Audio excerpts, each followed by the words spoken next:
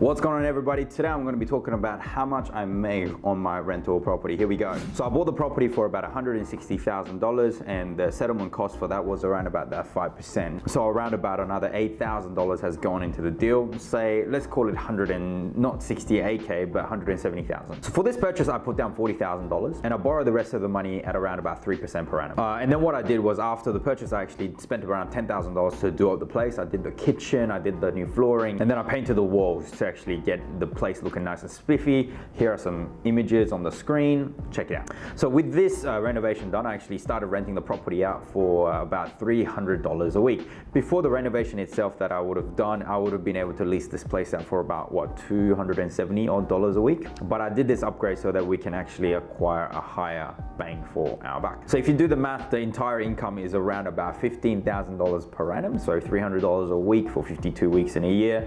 And out of that, I got to pay my management and some other rates and taxes and things like that. So after doing all of that, I think I pay my agents around about 10% a year. And then I've also got rates and taxes which come around about $1,500 a year. So about $3,000 knocks off of that, giving me a $12,000 per annum in just pure profits. So back on the purchase price, I actually borrowed about $130,000 for it at 3% per annum. And at those figures, that's around about $3,900 a year that I got to pay. Knock that off of 12 grand and I have $8,100 that are coming in as pure profit. So if you look at actually the money that's been put down, the deposit and then the settlement costs, as well as the renovation that I've done, let's call it $50,000. All of these figures, as you know, have been rounded up a little bit. And that investment has resulted in a $8,100 a year pure profit income. And that works out to be around about 16.2% on the return of the equity. So that's one of the greatest things about property, is that because you have leverage, which means to borrow money from the bank, you can actually then generate a higher cash flow than what you're actually putting down in money. And even after the repayments of the bank, you are actually making money. So by owning the property, you are actually making positive cash flow money. And this is where I have the beef with the Australian government pushing for negative gearing. Negative gearing is based on the logic that if you buy a property where your repayments are higher than the rental payments that you collect from the property, then you can then write that off your income, therefore reducing your income and paying less tax on your income tax. But the problem with this is that, yes, you saved the income tax, but that also means you made less income, which is more than the income tax that you'd have otherwise paid. So it makes no sense. It basically is saying, look, lose money so that you can pay less tax. But people subscribe to it because they reckon the property prices will grow in the future, and then basically have all those write-offs in the income losses that they've done be given back at a later year's time. But the problem with that is that when that lump sum comes in, you actually have to pay a big chunk of that as income tax if you have existing income at that point in time as well. So if you think about it, negative gearing really doesn't make any sense. The alternative of negative gearing is positive gearing, which means that you make money on the property and the property will also go up in value like every other property will.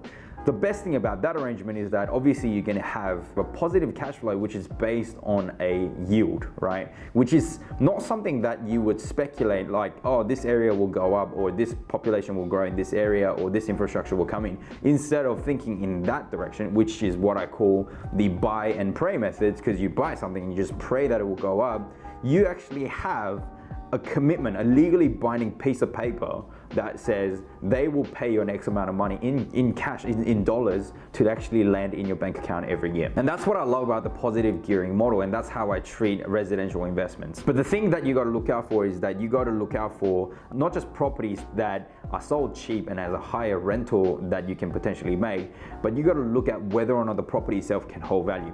So what kind of properties out there hold value and what kind of properties out there do not hold value? Well, and before I tell you the secret, I would like you to smash the like button, leave me a comment, and then press subscribe so that you can see more of this golden content. I'll give you the time to it. Go ahead.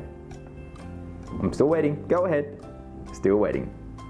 Thanks for doing that. The secret is that you want to buy something that has quite a lot of land attached to it. Because when it comes to property, there are two things that are attributed to the property. You've got basically the land, and then you've got the actual building on top of it. So the building is like your bricks and mortar, windows, switches, handles. You know, the more you use them, the older it becomes and the crappier it becomes. So the value of these materials are going to drop. But the land itself is a scarce resource. It is going to be limited and people will increase their demand on land. So you want to buy something where that land is large enough so that the speed at which the building on top of the land decreases at a slower rate than the speed at which the land is increasing. So with that in mind, you ideally want to look for those properties. So where are these properties? Well, they're often found in the outskirts of your metropolitan areas. So you don't expect to buy these investment properties in the middle of the city or close to the city or downtown if you're watching this from the United States. I don't know what you guys call different things. You guys have funny names for different funny things. I don't know. But basically do keep in mind that these properties that you'll be buying will not be something that you would ideally consider is pretty or interesting or nice or in a fantastic location that is close to your work.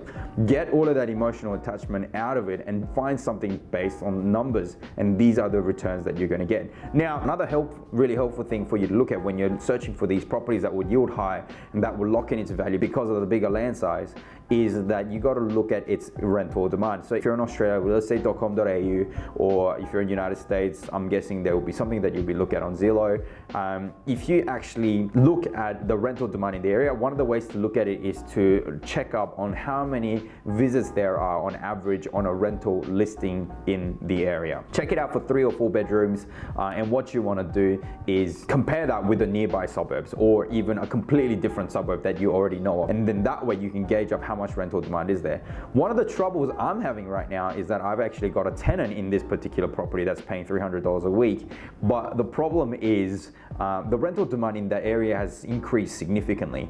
The tenant that I have wants to leave the property because their family has outgrown the space, and I almost welcome that opportunity because if I open up the property for lease again, there will be more than 50 groups that will show up because that's what's happening to other properties in the area, and I'll be able to fetch a rent another 10 to 15% higher than what I'm getting there. But the thing is, for them to leave, they also need to find another place to move to, right? And potentially in the similar neighborhood. And that's been extremely difficult. And even though I'm supportive of them leaving so that I can charge higher rents, that's been very, very difficult for me. So, but I guess that's a good problem to have, meaning that I have an even further potential for cash flow. So these are the types of properties that you want to be going for. And having these investments is much better. You can spend $50,000 on things that are far worse, that will probably take you in the negative direction in terms of cash flow, but with properties this is possible. So that's how much money I make on a rental property that I bought for $160,000. If you've got $1 million, really consider buying more of these properties, because if you buy $1 million property, it's not going to do this. Do separate your ownership and seek to build a portfolio, because you will be very handsomely rewarded when you can do that. Thank you so much for tuning in. My name is Handal Kim. Please like, share and subscribe to this channel, and you will get to see more of this face very, very soon. Thanks very much. Bye. Another really helpful thing for you to look at when you're looking at that you had